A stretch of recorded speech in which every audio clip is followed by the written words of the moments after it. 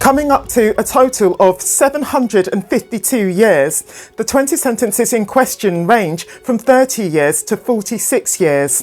For the UK, these 100% count as brutal sentences. In fact, you'll be meeting convictions for attempted murder and for drugs and firearm offences that attracted longer sentences than murder. Enjoy. The 2 murders, 2 attempted murders and criminal damage in relation to a dog perpetrated by 49-year-old Jazwell Brown, who comes from Milton Keynes in South England, on none other than Christmas Day 2024, were due to the man's voluntary consumption of cocaine. Brown was living with his partner Joanne Pearson and her dog Tilly at their flat in Newton Lees. The two had been in the relationship for some years, but neighbours described that relationship as unhealthy because both took Class A drugs and often argued a lot. Now viewer, if I've got you hooked on the story so far, do subscribe, give the video a like, drop a comment when you're ready and donate. Hit the thanks button below, I'll appreciate you. On Christmas Day 2024, the couple had been smoking crack cocaine in their flat when Brown's son, a 17-year-old called Jake, arrived at around 4:45 p.m. At one point after then, Brown asked Joanne for the crack pipe and she refused to give it to him. They had already, both of them, been smoking lots of crack before this point, please keep that in mind.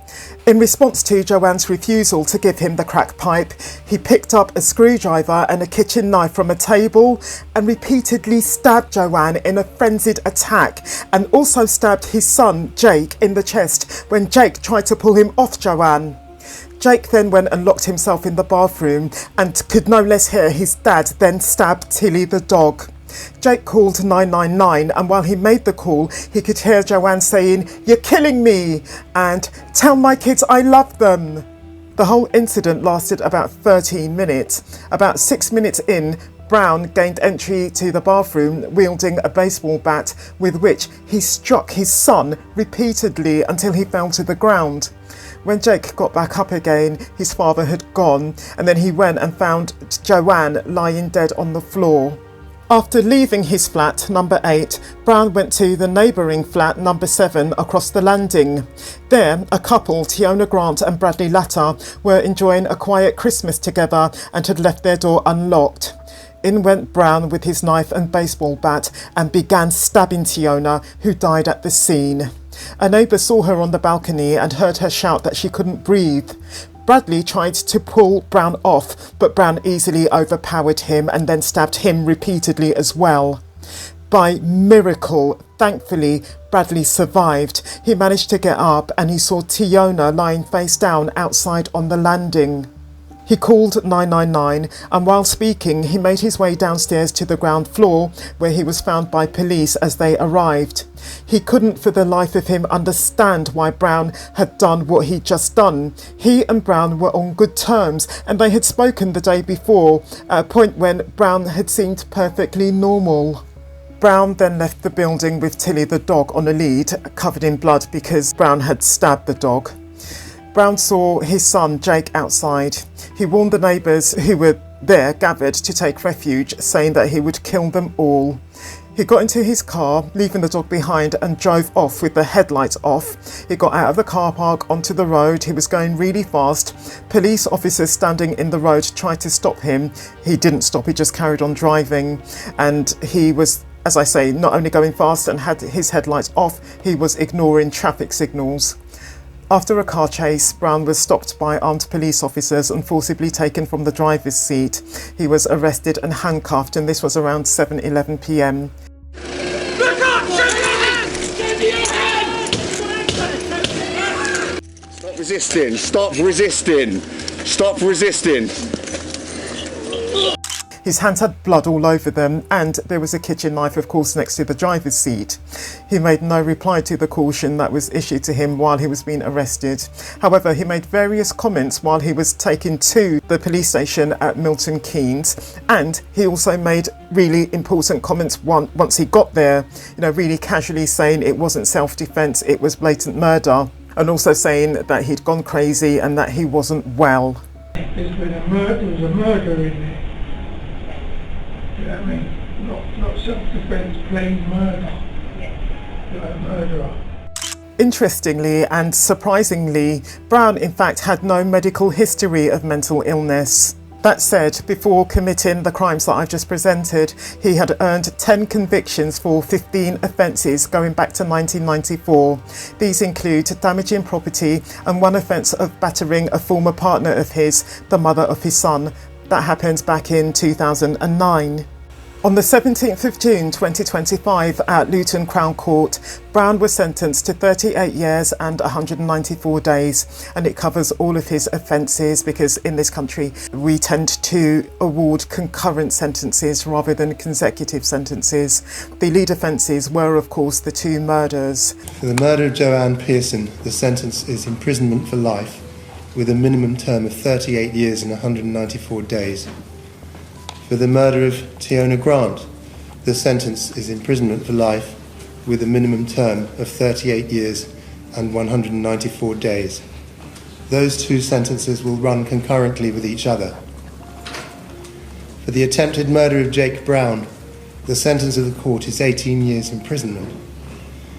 For the attempted murder of Bradley Latter, the sentence is 21 years imprisonment. For causing unnecessary suffering to the dog Tilly, the sentence is 9 months imprisonment. For possessing a knife in a public place, the sentence is 18 months imprisonment.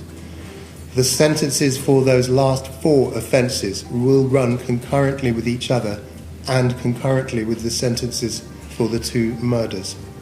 2 murders of innocent victims, 2 attempted murders of innocent victims, and cruelty to an innocent dog, all because one man got himself high on cocaine. So if you get more or less 39 years for a double murder, you're obviously going to get a substantially shorter sentence for a single attempted murder, aren't you?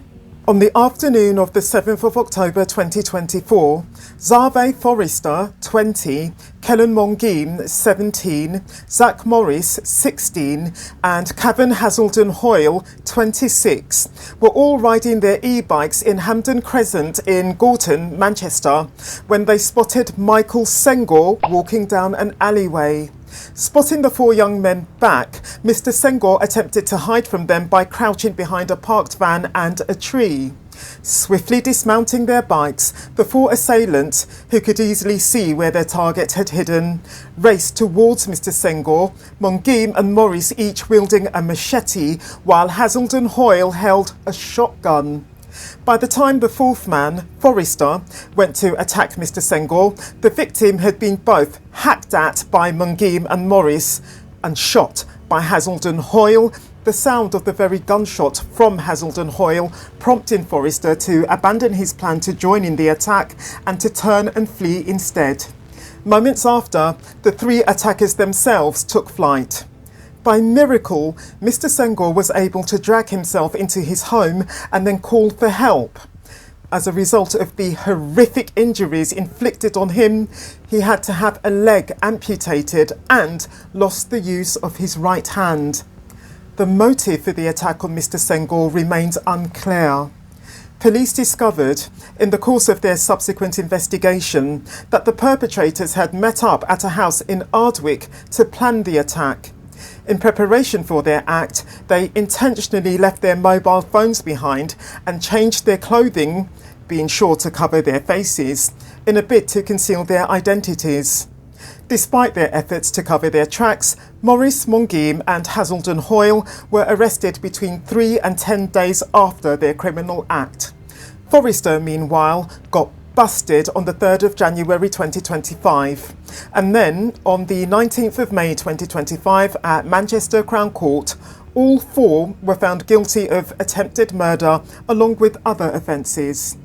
If you're wondering about Forrester's conviction for attempted murder, in light of the fact that, unlike the others, he didn't touch Mr. Sengor, under the law of England and Wales, playing any part in a pre-planned and pre-agreed criminal act, including running up to a victim with the intention of joining in the attack on him that's been perpetrated by your co-conspirators, only to change your mind and run away again without laying a finger on the victim, makes you as criminally liable as your co-conspirators.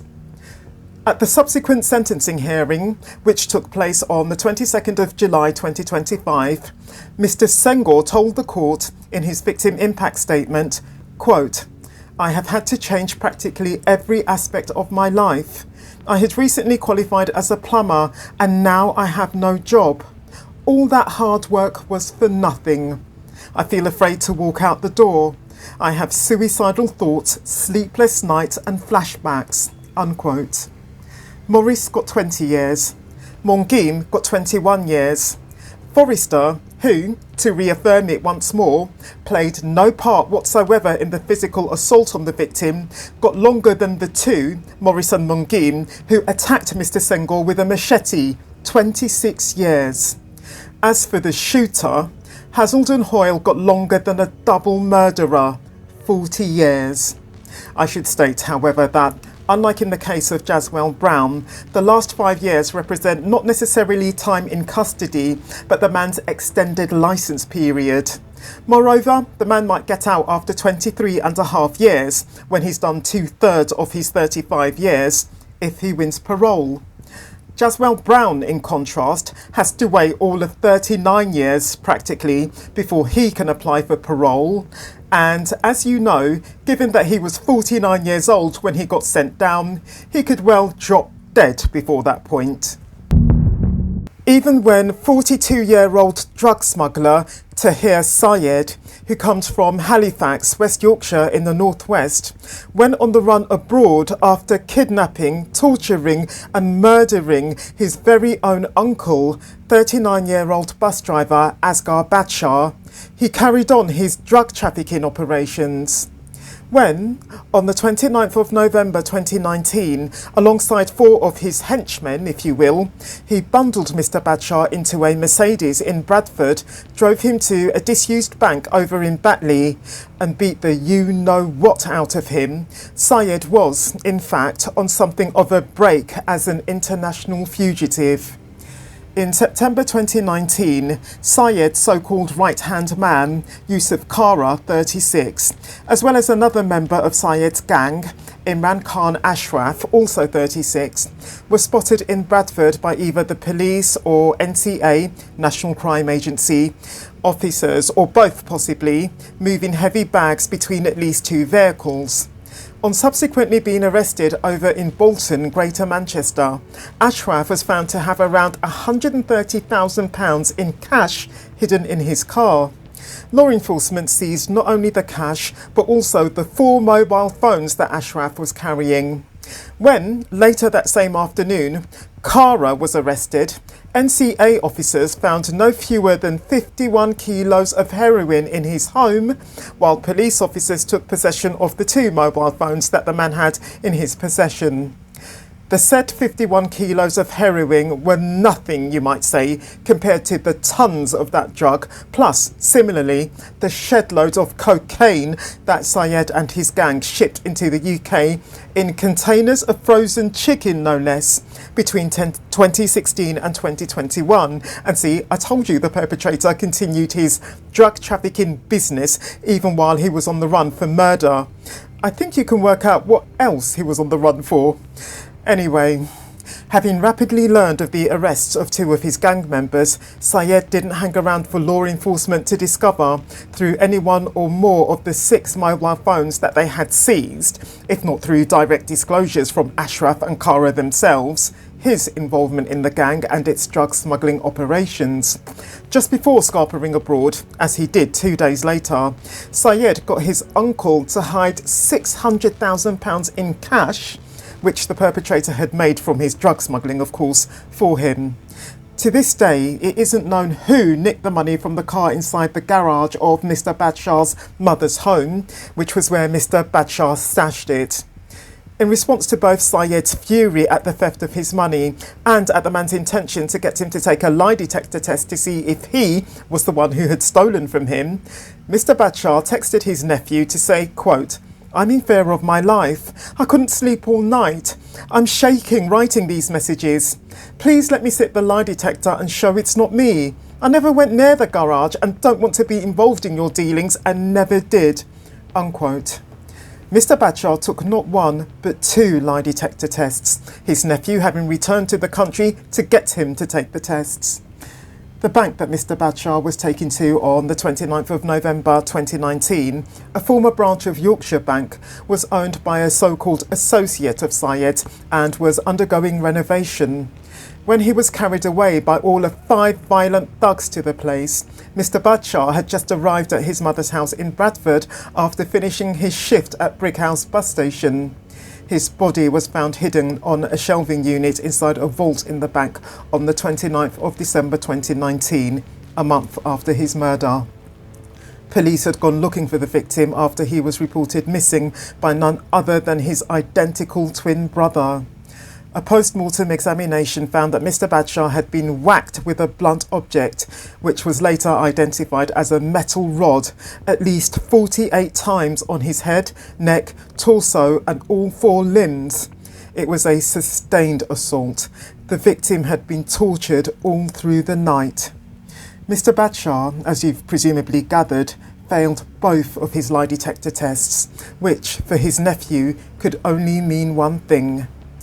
On the 5th of December 2019, a week after beating his uncle to death, Syed scarpered first to Albania, then to Kosovo and lastly to Turkey, all using a false North Macedonian passport. He and his gang then smuggled 200 kilos of heroin and cocaine into the UK. But in August 2020, they had their 155 kilo cocaine shipment that was destined for the Netherlands intercepted and seized by the Dutch authorities. Following a global manhunt, Syed was arrested in Turkey on the 11th of November 2021. After his ensuing 2-year battle against extradition, he was finally brought back to the UK to stand trial. Before the man's own trial, many of his gang members had already been banged up themselves, including Yusuf Kara and Imran Khan Ashraf, plus the 4 who took part in Mr Bradshaw's kidnap. The 34-year minimum term of imprisonment that Syed was given as a life sentence at Leeds Crown Court on the 13th of June 2025 was for Mr Bradshaw's kidnap, torture and murder, as well as for the perpetrator's drug trafficking. Given what he did to his uncle, though, his own flesh and blood, in my opinion, the man should have just been given a whole life prison sentence. Speaking of female gangsters, you're watching 45-year-old hitwoman Aimee Betro, who comes from Wisconsin in the USA, in action, the target of the shooting that she's just done being a man called Sikandar Ali. Who's he? Only the son of a clothes shop owner from Birmingham called Mohammed Aslat, who, back in 2018, together with other members of his family, had a scuffle or something with a father and son, Mohammed Aslam and Mohammed Nazir, which left Mohammed Sr. with brain damage. After the brawl, which took place in Mr Aslat's very shop, some from Mr Aslat's side went round the home of the father and son, who lived in Derby, East Midlands, and smashed their windows. Father and son respond by getting straight on the blower, more or less, to the first female assassin they can find and promptly hire her to take out Mr Aslat or anyone from his family. When, on the 7th of September 2019, Betro goes down to Measham Grove in South Yardley, East Birmingham, being careful to hide her face with a Muslim face covering, even though she shoots at Mr Ali from close range, she doesn't get him because her shooter jams. And then, I'm going back to Mr Ali's home in the early hours of the 8th of September and firing 3 times into the house. She's unaware that, by this point, the house is empty.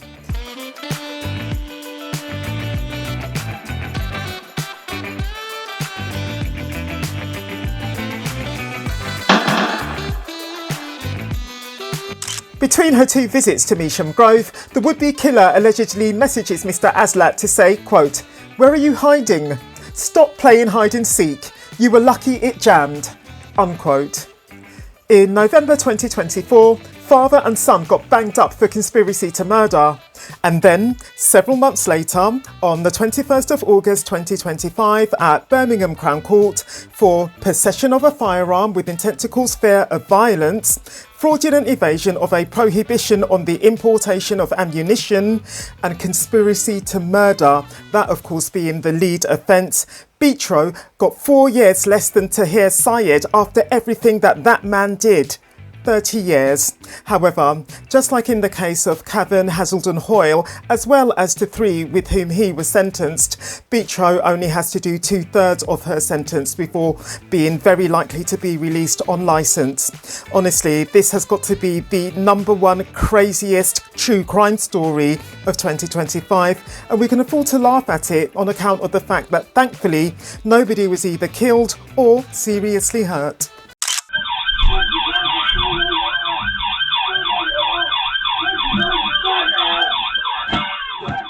At this point in the police's effort to arrest the man with the sword, the man had already killed 1 person and seriously injured 4 others. Who was this samurai sword-wielding antagonist? Why had he just done what he'd just done, which, to remind you, includes an act of murder? Could the man's vicious acts have been prevented? Born on the 11th of April 1988 in South Brazil, Marcus Monzo came over to the UK from America in 2013.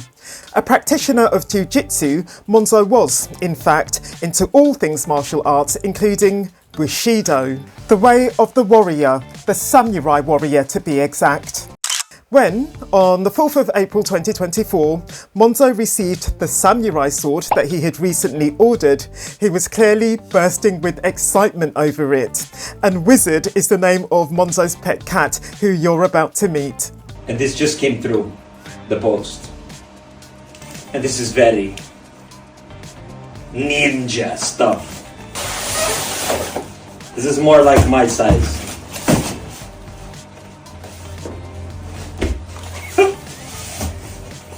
Freaking awesome, look at this.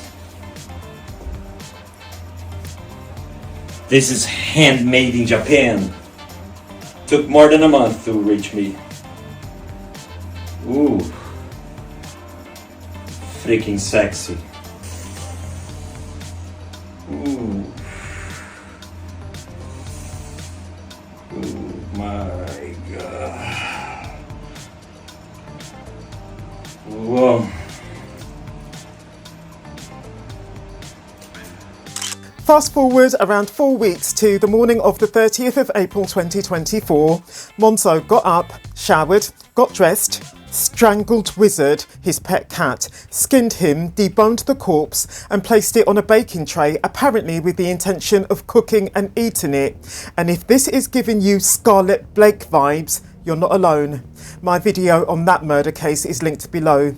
Getting back to this murder case, having suddenly got the idea that none other than an apocalypse was about to unravel, the perpetrator now felt that he had no time for his planned meal.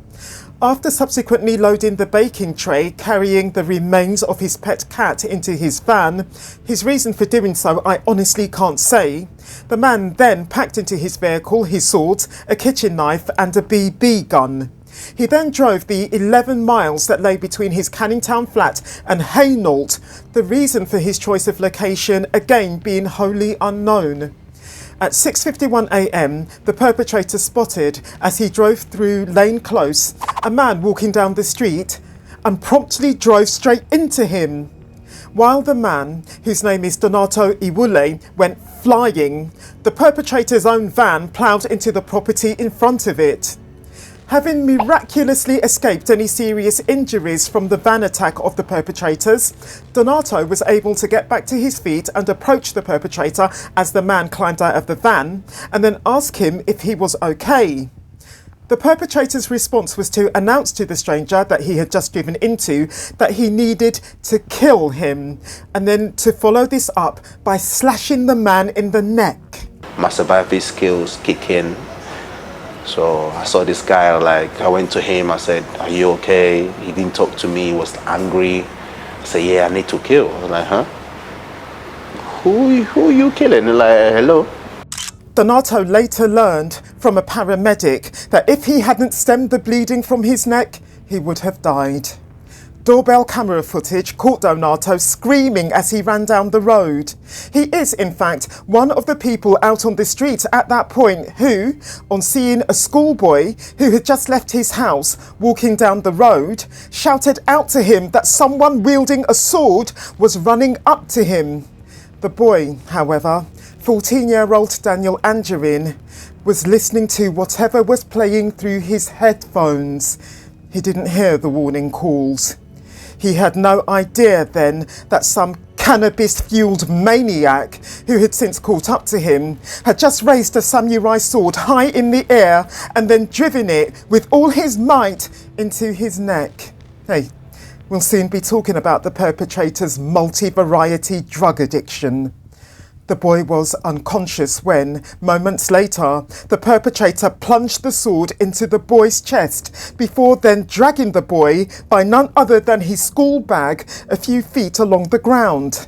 This was basically an execution, the perpetrator, you see, having all but decapitated the schoolboy.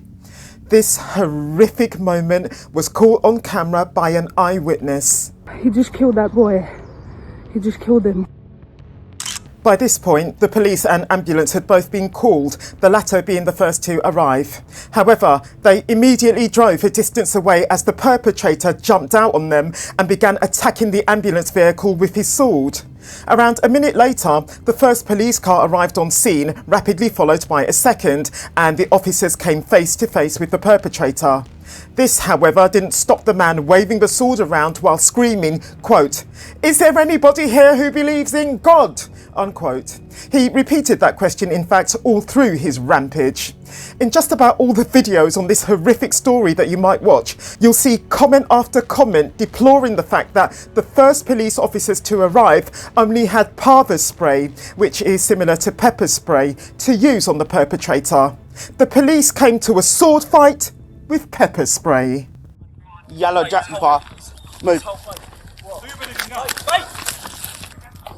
Mate, drop that now! Drop it! Drop it now! Drop it! Drop it now! Drop it! Drop the sword! Drop the sword! No! Drop the sword! Line close, more units! Drop it now! Units line close, make control. There's anybody here who believes in God? Drop it! Are there gods here? Drop! Are there gods or gods? Drop it! Drop it! Drop it! Drop it now! On subsequently being chased by officers down an alleyway, the killer responded by swiftly turning around and attacking PC Yasmin Mechem Whitfield, bringing the sword down on her 3 times, getting her in the head, the arm and the wrist. The wound to her head was of such force that it caused a compound skull fracture. The wound to her left arm could have caused fatal bleeding, and the wound to her left wrist caused a complete division of the nerves, as well as serious muscle damage. At that point, PC King, who didn't even have a taser, put himself between his colleague and the assailant, very probably, said the judge of the perpetrator's trial, saving the woman's life. I don't know why the perpetrator didn't stab PC King. He may have chosen to take flight instead. I'm glad he didn't stab the police officer though, of course. Shockingly, even with the police at his heels, the perpetrator went in hunt of further victims, finding, as he soon did, an unlocked back door and entering the home into which it led. It was the home of a man by the name of Henry Polania, who was in bed with his wife, Cindy Arias. The couple's 4-year-old daughter was asleep in the next room. Henry and Cindy themselves abruptly woke up to find a crazed maniac standing over them with a samurai sword and shouting about God. When the perpetrator, who had raised the sword high above his head, went to bring it down with all his might in the direction of Cindy's neck, Henry intercepted it with his bare hands. This was the moment when the couple's daughter walked into her parents' room crying. In response, after taking 2 steps back from Henry and Cindy, the antagonist pointed the end of the sword towards the face of each of the family members in turn before saying, quote, "I'm just going to let you live because of your little one," unquote. He then left. Henry, meanwhile, was left losing large amounts of blood from his hands as a result of his act from moments before of grabbing the blade of the perpetrator's sword. When they saw the madman, whose long-standing obsession with conspiracy theories had long since caused him to detach from reality, and who had killed his own pet cat, Wizard, because he thought that it was controlling his mind, running down Lane Close, then turning onto New North Road, the police feared that he was heading towards Hainault Underground Station, which would be busy with commuters who would all be at risk of being murdered. The whole expose of the perpetrator's deranged beliefs and his decade-long insanity is coming right up, in case you wondered. The police were in fact wrong. The madman, who didn't seem to have any sort of plan, suddenly turned round and walked into Thurlow Gardens. He was soon cornered by police against some garages, the police officers once again making an attempt to subdue him with pava spray. Inspector Malloy Campbell himself approached the maniac with his police baton out and raised it to try and disarm the attacker. Inspector Campbell later reported, quote, "He started closing down the distance quickly, flashing with his sword. He was flashing at me and I was hitting him, and my baton hit his sword in midair. We clipped each other. He went across the top of my chest and cut off part of my body on camera. We then went back to each other and hit each other, and that was the point where the blade came across my arm, cutting my fleece and then nicking my hand on the way out." Unquote. I spray him first, and as I'm spraying him, he blocks the stream of pava, and then he closes down the distance between him and I very quickly, slashing at the sword. So I had my baton up by the time that he got to me, and we hit each other. He slashed at me and he went through some of the equipment on my vest, and I hit him, but not with enough force. And so we then went back at each other, and I think a couple of times my baton hit his sword midair, and eventually his sword came down my arm, cutting my fleece and caught my hand on the way out. So it was at that stage where I looked at my hand and saw that it was open and my thumb was hanging in a natural position. And so I had no choice to frustratingly withdraw at that point to control the bleed. As the now injured Inspector Campbell retreated, Monzo scrambled over a garage and dropped down into the garden of the house that was in Franklin Gardens. He then began hopping fences until he emerged from Thurlow Gardens, where he was surrounded by officers who, at this point, were finally able to restrain him with their tasers. This came approximately 20 minutes after the maniac's rampage had begun. In the meantime, the ambulance team had since attempted to resuscitate schoolboy Daniel Angerin, their effort having lasted approximately 20 minutes. Sadly, however, despite the best efforts of the paramedics, as well as of the nurses and the doctors who took over Daniel's treatment once the boy reached hospital, at 8:40 a.m. that morning, the schoolboy was pronounced dead. So yes, Marcus Monzo committed his 20-minute spree of diabolical violence, which included the murder of an innocent 14-year-old schoolboy, under the influence of both cannabis and conspiracy theories, those two things having caused the man's obvious psychosis.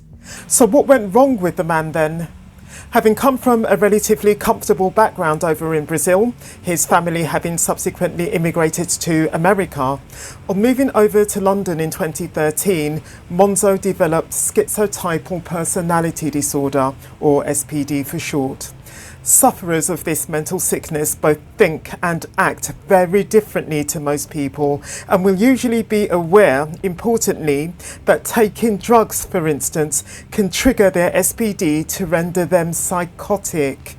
Of all the drugs that he took for a whole decade before his acts of the 30th of April 2024, which included distinctly powerful hallucinogens, cannabis was, without question, the man's go-to illicit substance. He smoked substantial amounts of it every single day. Monzo cut himself off from the majority of his family and friends, went to so-called alternative festivals all over the world to gather, for instance, with people who believed that they could, quite literally, live on thin air, behaved with arrogance and cockiness while he was there, and rapidly found that nobody liked him. He said that Elon Musk and Hillary Clinton had both been replaced by Illuminati replicas, this belief of his being arguably on the lighter end of the conspiracy theories to which he avidly and blindly subscribed. Showered in and drank his own piss, described himself on his social media as a ninja, frequently posted pictures of samurai and ninjas, wasn't necessarily against what I stated earlier, specifically into the martial art known as Bushido, but bought his 2 samurai swords, as events have shown, with the specific intention of killing and hurting in a state of cannabis-fueled psychosis as many people as possible at a moment of his choosing. Dr. Anjorin's statement to the press from after the sentencing hearing that is, again shows his and his family's ongoing love for Daniel and the heavy grief that they bear over the boy's loss. In this statement, Dr. Anjorin shows the same calmness and composure that he had shown all through the trial, and for which the trial judge, Mr. Justice Benathan, paid the man a well-deserved tribute. This has been a painful and deeply traumatic chapter in our lives. No verdict or sentence can bring back our son Daniel, who we loved so dearly, but we are grateful that justice has been served. Daniel was taken from us in a way that no family should ever have to endure. His life had so much potential ahead.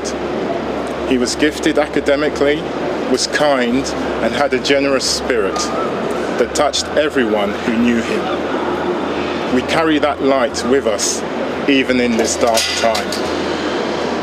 We want to express our deepest thanks to the police, prosecution team, and all those who work tirelessly to seek the truth.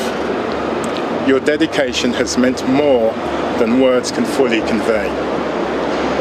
To everyone who supported us through this ordeal, friends, family, our church, our workplaces, our children's schools, and even strangers, thank you. Your love and support has been a lifeline. We honour Daniel's memory, not in the shadow of this tragedy, but through the love and happiness that he brought to us and all those who knew him. Thank you. I believe that thanks to an online fundraising exercise, Daniel's family have been able to move away from Hainault to start over somewhere new without having to see the spot where their boy, their precious child, was so viciously murdered every time they step out of their front door.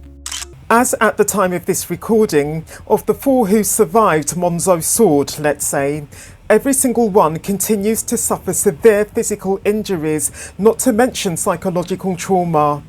While Cindy Arias, whose husband took the blow from Monzo's sword that was intended for her, wasn't physically attacked, she has no less been left with substantial trauma of her own. On Friday the 27th of June at the Old Bailey, for the murder of Daniel Anjorin, along with offences of attempted murder and wounding with intent, Monzo got life with a minimum term of 40 years. The judge, Mr. Justice Benathan, commented that the perpetrator may well never be released. While he has perpetrated acts of violence, unlike Marcus Monzo, Manchester drug and firearm gangster Jamie Rothwell, 38, has never murdered anyone. Notwithstanding, in August 2025, for his drug and firearm offences, he no less got longer than Marcus Monzo, who, as we know, has murdered. In 2024, Rothwell got stabbed up at Strangeways, Manchester prison that is, and this led to the temporary halting of his trial for drugs and firearm offences.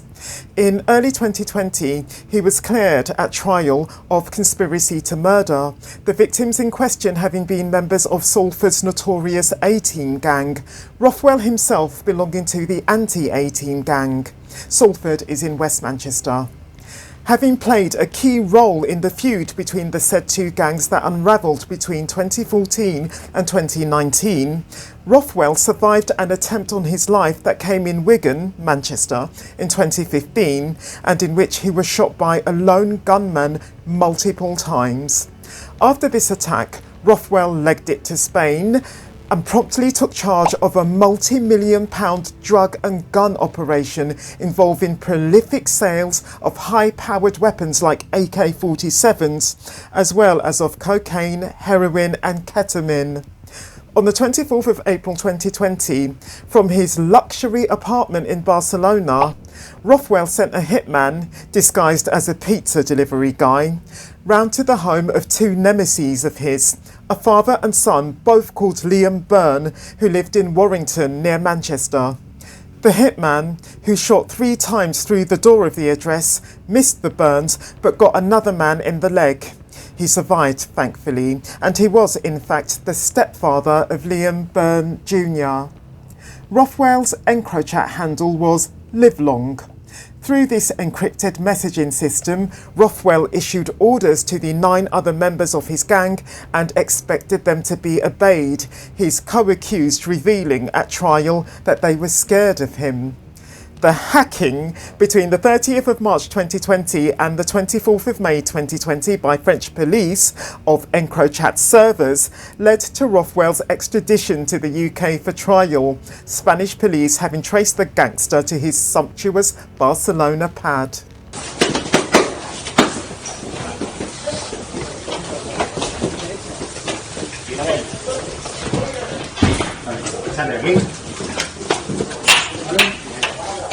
Por aquí. ¿Cuándo?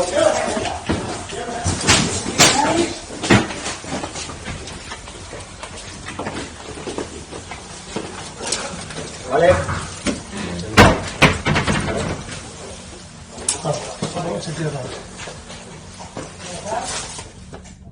Rothwell is, quote, tired of crime, unquote. This is what he told the court, lamenting the, quote, isolation, loneliness and fear, unquote, that inevitably come with being a gangster. On the 14th of August 2025 at Manchester Crown Court, he got 43 years. But since prisons are havens of crime, especially drug dealing, time will tell how long he stays out of the game, so to speak. In any case, if he plays his cards right, they'll let him off the last 4 years, since those 4 years represent his extended licence period. The other 3 of the 10-strong gang who, similarly, got brutal sentences include Craig Mackinson, age 50, and Callum Morris, 33, who both got 38 years, and James Close, age 44, who got 36 years. The other 6 gang members got between 18 years and 15 months.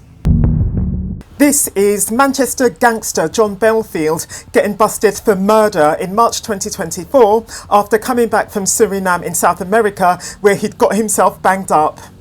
You're under arrest for the following offences. You're under arrest on suspicion of murder, conspiracy to murder, manslaughter, conspiracy to rob and conspiracy to supply Class A drugs. With John Belfield's July 2025 conviction for the July 2022 torture murder of 38-year-old drug dealer Thomas Campbell in Manchester, northwest England, we have finally been able to fill in the gaps in the story of the murder that were left by the first murder trial. Belfield's reason for organising and joining in with the torture and murder of Thomas Campbell was sexual jealousy.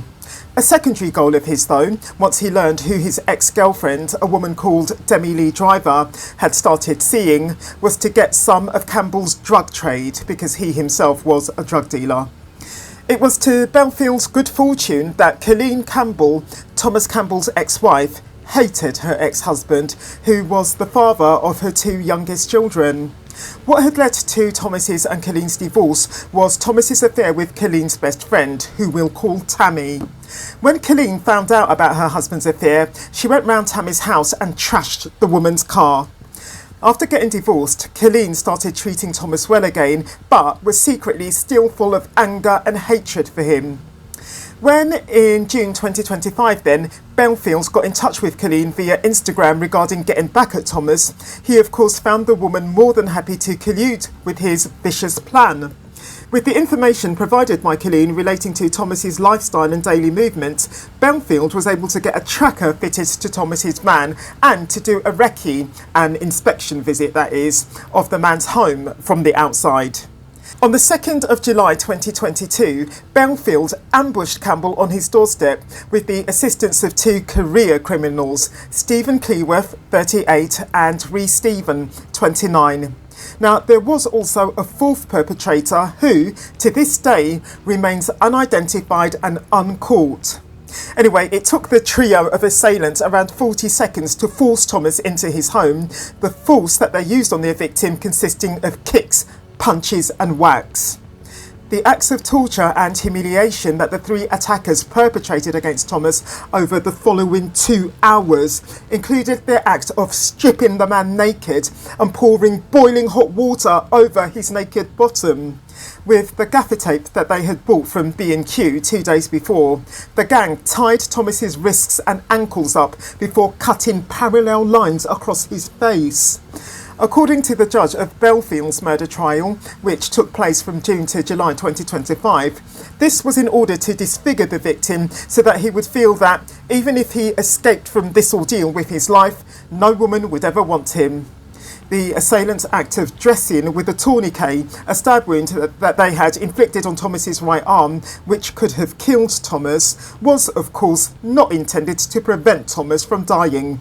It was simply meant to delay the man's dying. They didn't want Thomas to be relieved by death until they were done savaging him. Thomas had blunt force injuries to his head coming from the abundant punching and kicking that his attackers did to that part of his body. He had injuries to his neck that were caused by strangulation. His numerous knife wounds were by no means limited to his face and right arm. In the course of his 2 hours of torture, the man was dragged from room to room in a bid, it was deemed at trial, for him to show his attackers where his drugs were kept. The judge of Belfield's trial, Mr Justice Garnham of Manchester Crown Court, found, as a fact, that, leader of the murderous gang, Belfield had enjoyed torturing Thomas. Not only was he eliminating a rival drug dealer, he was revenging himself on both his love rival and the object of the man's affections, his, Belfield's that is, own ex-girlfriend. Mr Justice Garnham's words were, quote, "I have no doubt that the fact that Miss Driver was now the partner of Mr Campbell was an important part of your motivation for what you did on the 2nd of July. You suggested in evidence that you were being sarcastic when you described yourself, by means of emojis, as heartbroken after she took up with Thomas Campbell. I conclude that that is exactly what you felt. You wanted Thomas Campbell to suffer. I have no doubt that you took pleasure from his pain." Unquote. In total, Thomas suffered 61 individual injuries. Just before 1 a.m, the three assailants finally left Thomas's home. At this point, on the verge of death, Thomas mustered up the strength to call 999. Sadly, he was too severely injured to answer the call handler's questions, and moments later, he was no more. The police soon caught up with Cleworth, Stephen and Keiron. Now, having since managed to reach Suriname, Belfield may well have lasted out there if, around November 2022, he hadn't got himself banged up for drug dealing. That is how Greater Manchester Police traced him, and they were waiting for him when, 16 months later, he was released and then promptly shipped home. On the 4th of July 2025 at Bolton Crown Court, Belfield, then aged 31, got life with a minimum of 37 years, minus both the time that he'd spent on remand and, rather surprisingly, the 481 days that he spent in prison in Suriname. This was all because of the diabolical conditions that he suffered in prison in Suriname, conditions which, apparently, make UK prisons feel like a picnic. I don't think Belfield deserved any reduction, but he's still left with nearly 35 years to do. Being, as at the time of this recording, 81 years old, Richard Burrows probably got the longest sentence ever given to a paedophile in this country. The man's trial heard that the man had sorry, I'm disguising that word because of YouTube's decency policies, as many as 24 boys who were as young as 9 while he was a housemaster at a Cheshire boarding school and while he was a Scouts leader in the West Midlands between 1968 and 1995. The trial judge, Judge Stephen Everett, told Burrows at the sentencing hearing that took place on the 30th of April 2025, "You are a despicable man." When Burrows' defence barrister, Philip Climo, told the court that Burrows would spend his last days in prison, the judge said, "I don't suppose there'll be anyone who'll mourn that." In court, it was revealed that one of his victims said that he hated the abuse. That's very understandable, I'd say, and that it would happen as much as 2 to 3 times a week. He also said that he couldn't do anything about it because he was frightened and young. Judge Everett said that Burrows gave awful evidence in court, with in particular the claim that there were, quote, good paedophiles and bad paedophiles. The judge also remarks that Burrows had lied through his teeth in police interviews, and when Burrows nodded at him in response, the judge replied, "I see you nodding, it's too late now." Burrows was on the run for more than 27 years, fleeing to Thailand and changing his identity before returning to the UK in 2024 when he ran out of money. His defence barrister tried to use the fact that he'd come back to the UK of his own free will as a mitigating factor in his sentencing, but the judge said, guess what, if he hadn't run out of money, he'd still be in Thailand, still on the run, still doing everything in his power to escape justice. Is your name Richard Burrows? Sorry? Is your name Richard Burrows? Yes, it is. Yes, my name is Detective Sergeant from Cheshire Police. Sorry? My name's I'm a Detective Sergeant from Cheshire Police. Okay. I need to let you know that you're under arrest, okay, on for failing to appear at Chester Crown Court on the 8th of December 1997. Yes. Okay. So you did.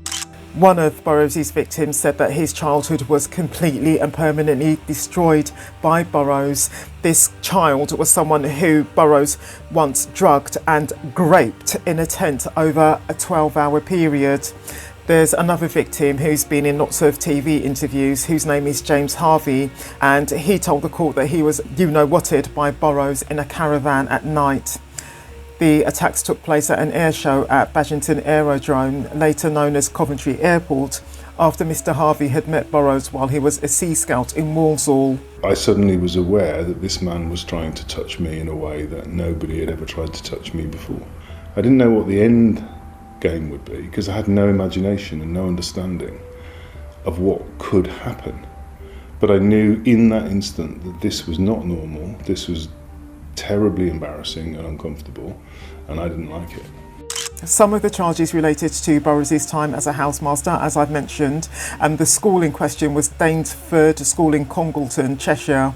Judge Everett commented that, "I'm glad it's closed. One can only hope that places like that are never opened again," unquote, in reference, of course, to the school. He also observed that in that school, vulnerable boys were corralled into a place where staff either didn't care or actively SA'd little boys. Burrows was actually due to face trial in 1997, but he was bailed and he skipped bail and fled to Thailand. In Thailand, people liked him, he had lots of friends, he worked in local media, he worked with kids, and there was a restaurant that he always used to go to, always used to get fish and chips, and he did that for decades, and he used to recommend the restaurant to lots of people, help them get business. The man lived in, I don't know, some aluminium cabin. So when he says he came back because he ran out of money, I personally believe him. And the way he was discovered was that police a few years ago, in 2023 in fact, put his picture into a website that does facial recognition, and it linked him with the restaurant that he always used to go to and tell all his friends about. He had pictures showing him at that restaurant somewhere online, and that's how they traced him.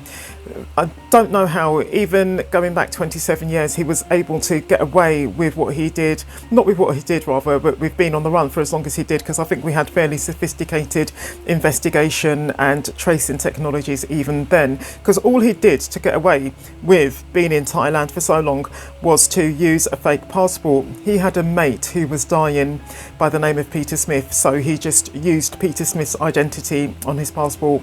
That was all it took. And how long did he get? 46 years, longer than drug dealers, firearm dealers and murderers. Hello. Hello mate, alright? Is it just you here or? No, it's me and my mate Dave. Ah, alright, cool. Wait. Wait a minute. Where's Dave? My mate. Dave? Dave, stay there. Dave, stay there mate. Right. If what the guy who answered the door, Mark Roberts, 39, and his mate David Garland, 40, wasn't so serious, we could all have a good laugh at their behaviour during their arrest. 37-year-old divorced father of one, Michael Wheeler, who came from Yeovil in Somerset, southwest England, was last seen alive at a petrol station on the evening of the 23rd of August 2024.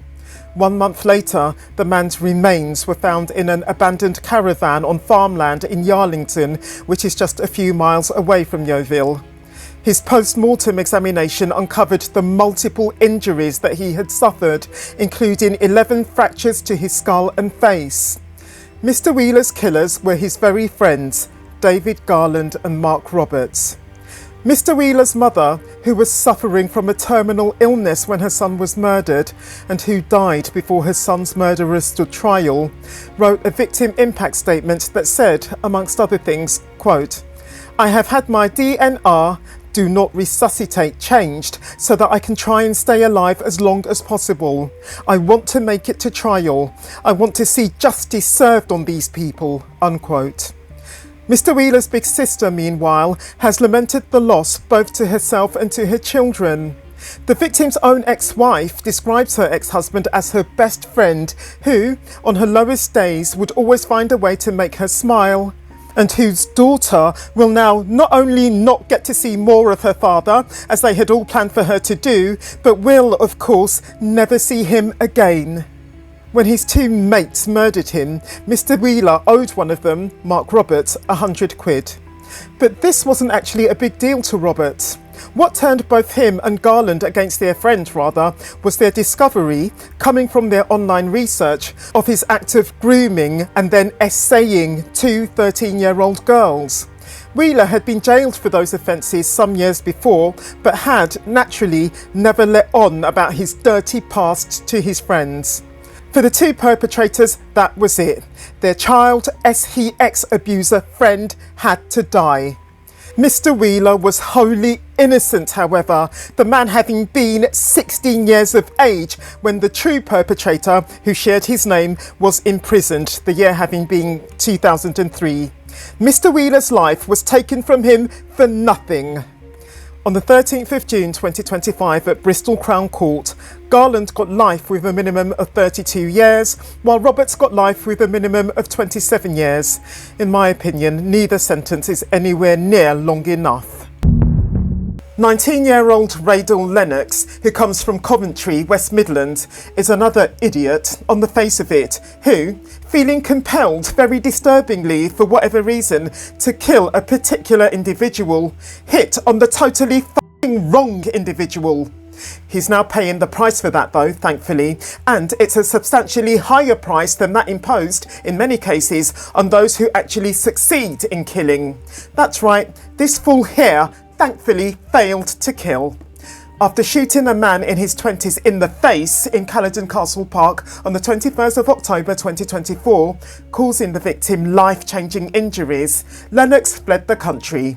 Just over a week later, the car that he had driven on the said night was found burned out. Whatever made the man subsequently return to the UK, he was picked up by police shortly after that point. Having denied the charge of attempted murder, he of course never said why he did what he did.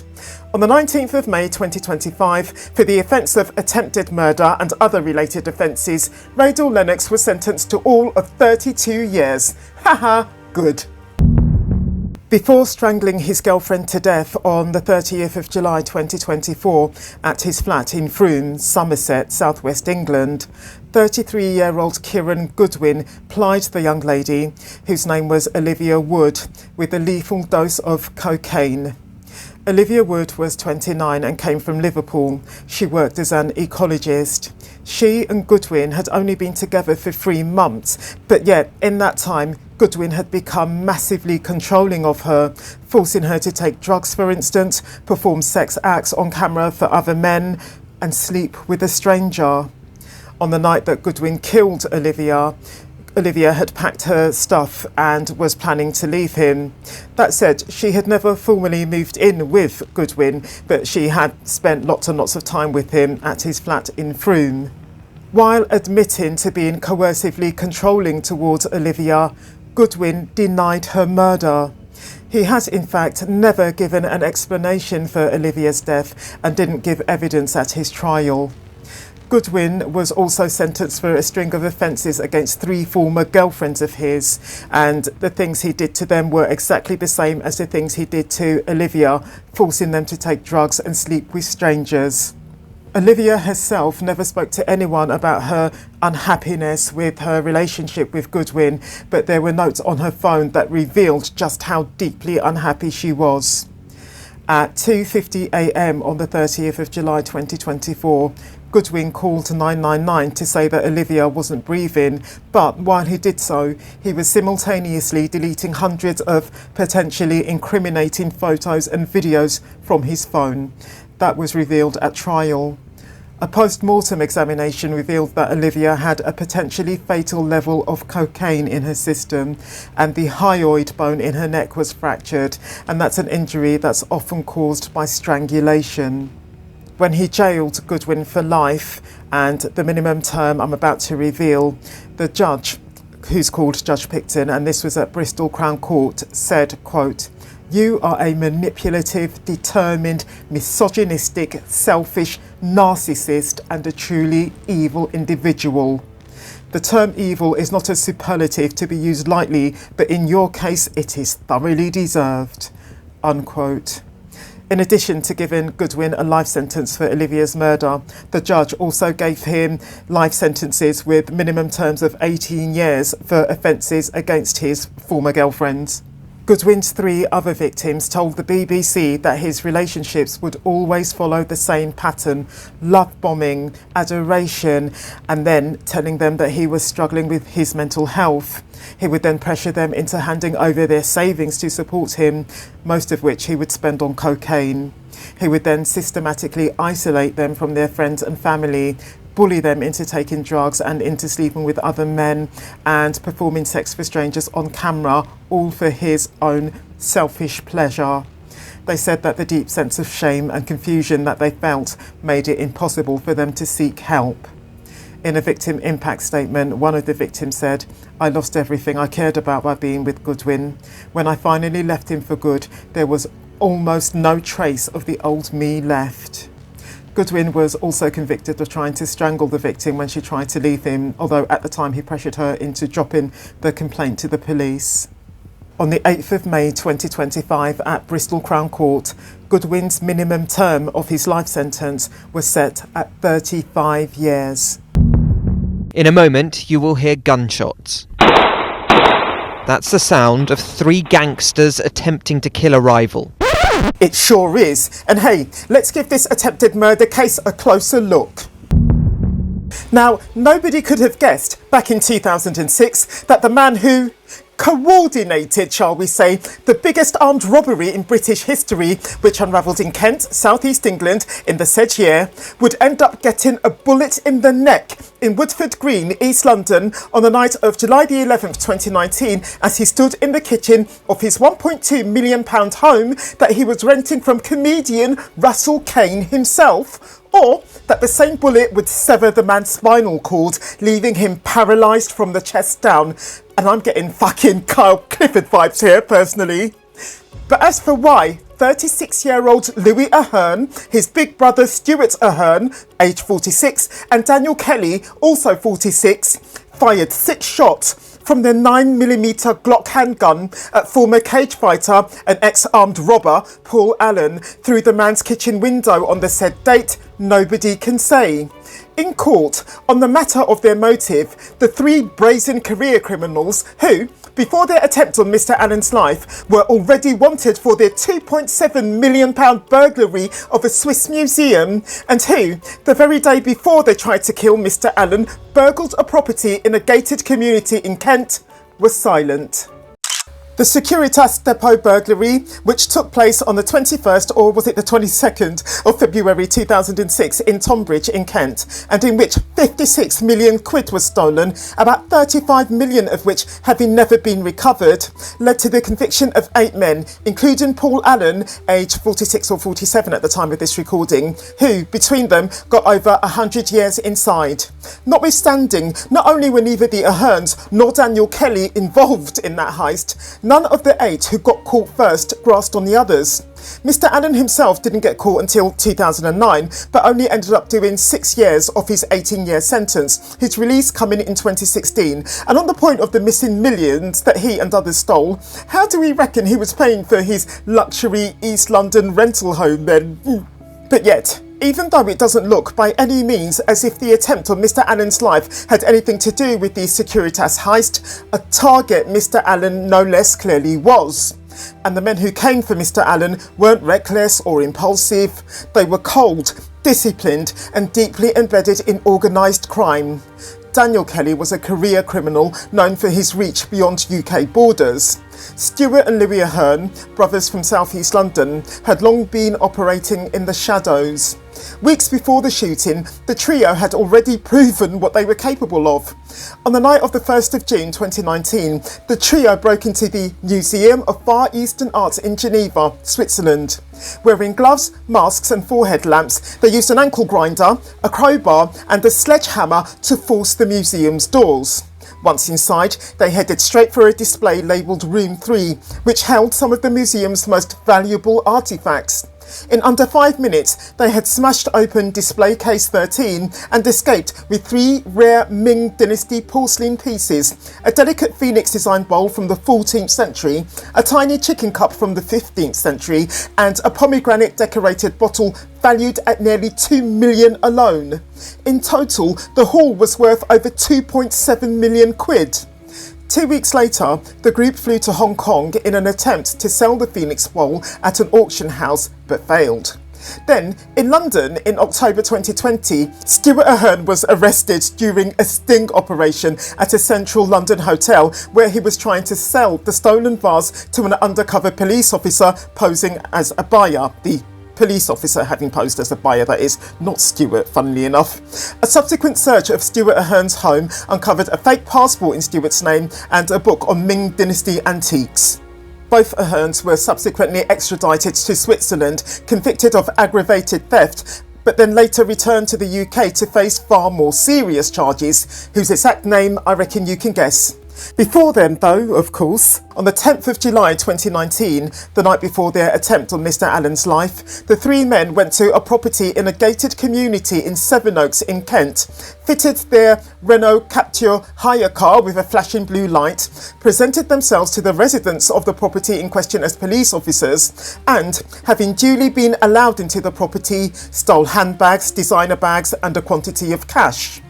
As regards the gang's murderous plans for Mr. Allen, their motive for which, to reiterate it, being a mystery to this very day, the men had long since planted none other than a GPS tracker on Allen's car, a black Mercedes, and synced it to an iPad.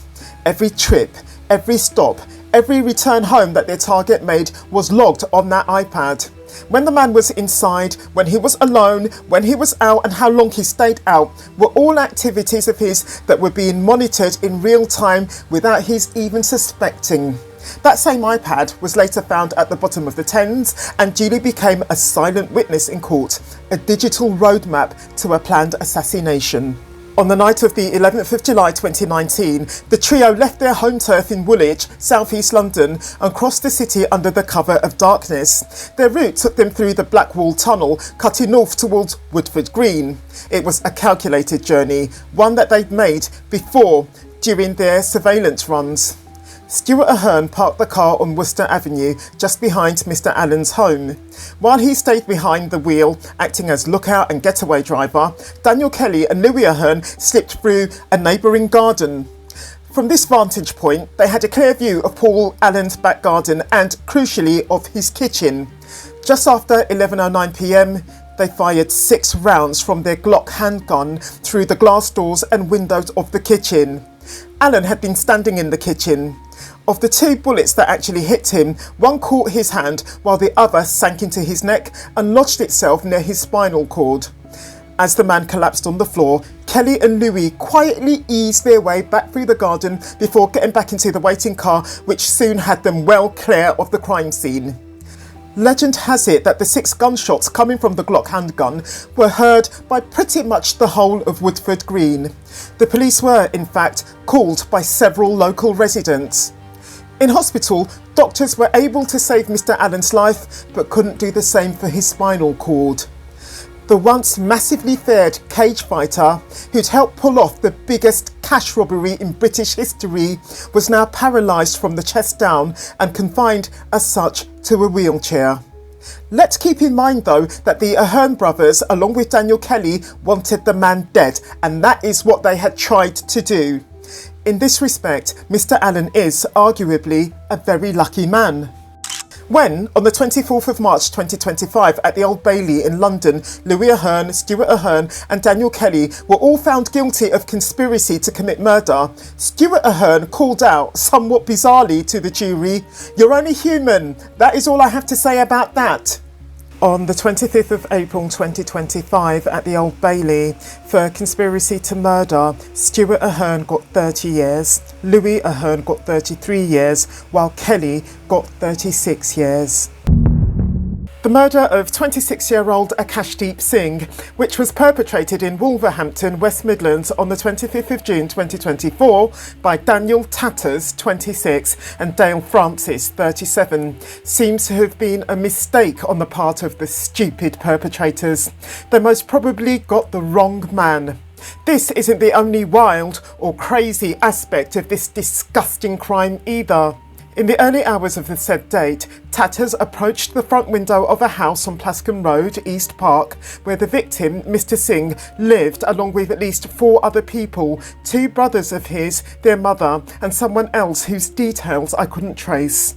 After brazenly smashing the window open, Tatters deposited through the window the container that he'd been carrying, then searched himself for a light, which he promptly found.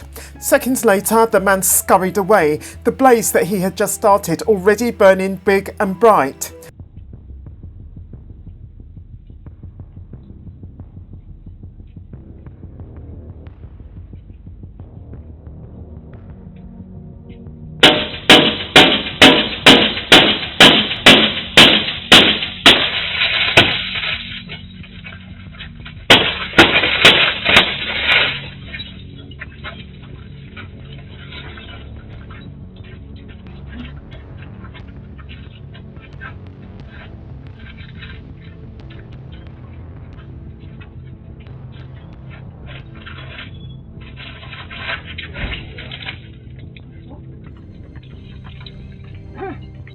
Two hours later, the fire starter had the cuts to his hand that he sustained in his criminal acts treated at a hospital in Stoke-on-Trent, which is 40 miles away from Wolverhampton and is where he and Dale Francis, his driver and lookout, are from. What Tatters may not have realised at this point is either the fact that he had left his light, a cigarette lighter to be exact, at the crime scene, or that the DNA of his held by that item would be one of the pieces of evidence against him that would make his subsequent not guilty plea thoroughly pointless. Meanwhile, in hospital over in Wolverhampton, 2 of the victim's brothers, including one who jumped out of a window to escape, were having their injuries treated. For their part, the injuries suffered by Mrs Singh's mother were rapidly recognised as horrifically life-changing, both Mr Singh and his mother having been trapped upstairs as the fire in their home raged. Mr Singh himself was able to call the emergency services, but was unable after being taken to hospital to be saved. The evidence against Francis included phone records, his in-car tracking device and CCTV.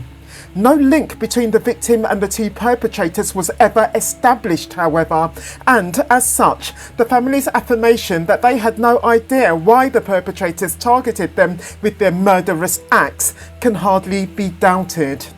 In a rather diabolical twist, however, Francis's car was shown to have made a number of background journeys to the victim's local area ahead of the arson attack, despite which, on the evidence presented, he and his co-defendants still got the wrong house. In the law of England and Wales, an accessory to an offence is liable to be treated as if he or she was the principal offender, i.e. as if, where murder is concerned, he or she killed the victim, him or herself. This explains why Francis, who didn't actually cause death or physical injury to anyone himself, got a life sentence with a minimum term of 36 years. It does the opposite of explaining, however, why he actually got longer than the person who did kill someone and cause physical injuries to others, the minimum term of Tatters' own life sentence being 34 years. I don't know what the explanation for that is, but in my ignorant opinion, Tatters should fucking well have his sentence extended to 36 years. For smuggling and dealing cocaine, as well as for plotting a murder, James Harding, 34, got a life sentence in June 2025, and it was quite a lot longer than the life sentence imposed on his co-accused, Jace Carruthers. When he was sentenced, Carruthers was 39 years old. By hacking into Encrochat, investigators identified that James Harding, who comes from Alton, Hampshire, was the head of a sophisticated organised drug dealing network, turning over an estimated £5 million in profit in just 10 weeks. Harding resided in Dubai at the time of his arrest. Other chat on Encrochat showed that both Harding and Carruthers spent a lot of time planning the murder of a suspected drug courier from a rival crime network.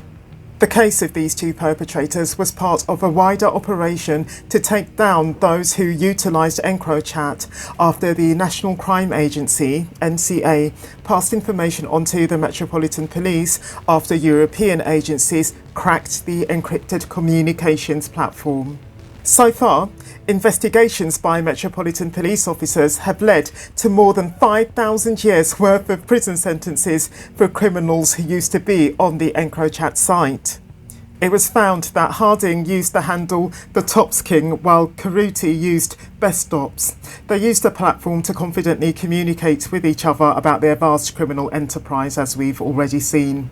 The Met spent hundreds of hours reviewing and analysing these messages. Among them were clear conspiracies to carry out a murder of, as I say, a rival drug gang member, with detailed plans including recruiting paid hitmen, arranging firearms and getaway vehicles. They had also discussed times, dates and locations. This was on top of plans to coordinate deliveries of hundreds of kilograms of cocaine across the country, manage their vast finances and discuss security threats. The court heard that approximately 50 importations were made into the UK with a total weight of 1 tonne. Those importations or deliveries coming between April and June 2020. The money that he made from his drug smuggling and drug dealing allowed Harding to live a lavish lifestyle in the UAE, United Arab Emirates, which was where he conducted his criminal enterprise. Harding was arrested on Monday the 27th of December 2021 at Geneva Airport in Switzerland. On Friday the 27th of May 2022, he was extradited from Switzerland to the UK when he was arrested by Met officers. Mr. Harding, welcome back. Oh, thanks very much. No worries at all, good to see you. I'm going to hand you over to my colleague now. Yeah. Listen very careful to what she's got to say. Yeah. Right, James, you're going to be arrested. A warrant's been issued at Westminster Magistrates Court for your arrest for the following offences. So you do not have to say anything, but it may harm your defence if you do not mention when questioned something which you may later rely on in court, and anything you do say may be given in evidence. The time's 14:09. Do you understand what you've been arrested for? Carruthers' home was searched in 2020 after he was linked to the messages. Police found a handset with the same number he gave to Harding. He fled the country shortly after this before being found in Turkey and dragged back to the UK. Coming from Depot Road in Epsom, Karuti then admitted to his role in supplying drugs, and that pre-trial plea came on the 8th of November 2024 at the Old Bailey. He was also found guilty of conspiracy to commit murder, alongside Harding of course, on Tuesday the 24th of June 2025 at the same court, the Old Bailey. He got life with a minimum term of 26 years.